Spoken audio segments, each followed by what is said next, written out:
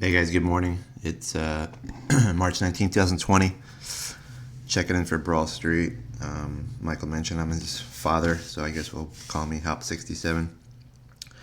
I'll make it short and sweet this morning since I don't have video capabilities and I have an appointment at 10 o'clock. A lot of people are asking me what we're going to do from here in the market, and I have my theories and go over in detail a little bit more later on. But just looking at the S&P 500, I think we're going to try to get back into this consolidation area.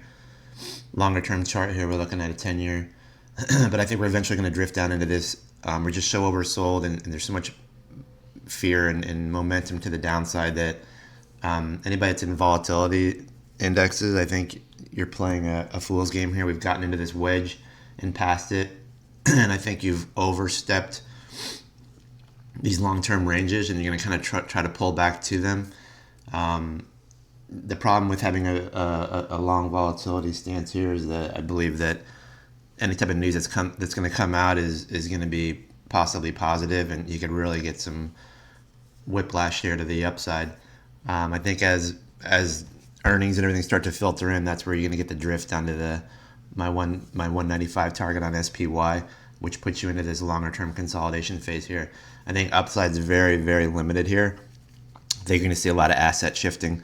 I like stocks like Amazon and Netflix. When it comes to the FANG, I do not like Facebook. I think they're a little bit leveraged there on the advertising side. A lot of people are asking about cruise line stocks. Norwegian, the average cost of a ship is probably 800 to 900,000. I think they paid a little over $1 billion for the last 2 or 3 ships that they're doing on their new fleet. And the company's valued at $2 billion, so kind of scary. There's probably some solvency issues there. They're most leveraged of all the cruise lines, so they'll probably benefit the most from a rebound. But you're going to have to see some type of news, or I think this is going to be dead money, other than a trading range between maybe 6 and 11. So I don't know. Those are hard calls right there. If you're patient and you think the world's not coming to an end, those are good ones to scale into. I don't know that they could go belly up, something like a Norwegian Cruise Lines. If this was to go on any further, I guess they probably could.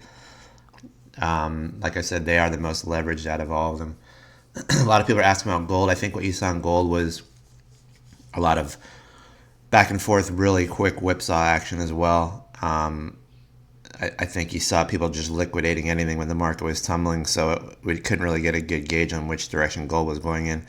But I do think with all this pumping of liquidity into the market, into the economy, you're going to probably see interest rates start to rise, and gold might actually be an interesting buy and hold here. The short-term target chart looks just like everything else. Not good, but I think the longer-term chart has hit some interesting levels where I think gold might start to back and forth fill, and then you'll start a little bit of a climb to the upside. So stocks like JNUG and leverage ones probably aren't going to do so well here because I think you're past the really rapid movements up and down. So you had those already played out, your JDSTs and your JNUG, so I would not be holding JNUG here. I think your upside's limited. And I don't think we're going to have the quick snaps we had before. I know they probably piqued people's interest the last few days with these big movements. I think these stocks like APRN, APRN that have had these monster moves, they're going to come back down in time too. So, the concept is that food service stocks are going to do well, but any restaurant can do takeout. But that's what traders are looking for. They're gravitating, they're pulling funds out, and they're moving them around. Everything's Corona right now, or food service delivery related. But I would definitely avoid those. But like I said, UVXY, we had a huge spike. Usually the trajectory of the last move that we saw is usually your final move. It could go higher, but I think it's going to gravitate back towards the median trend line that I have in some of my other videos. So if you're holding it, waiting for a big spike again, good luck on that. Like I said, I think it's going to remain elevated, but I don't think you're going to see another acceleration. Usually when you see an acceleration like that in a stock, it's the beginning of something good longer term, whereas in volatility, it's usually the end of something longer term. So I think you're going to have a very limited upside in stocks like UVXY and TVIX. So I'll be back later, guys, if you have any individual stocks to look at, and we'll go from there.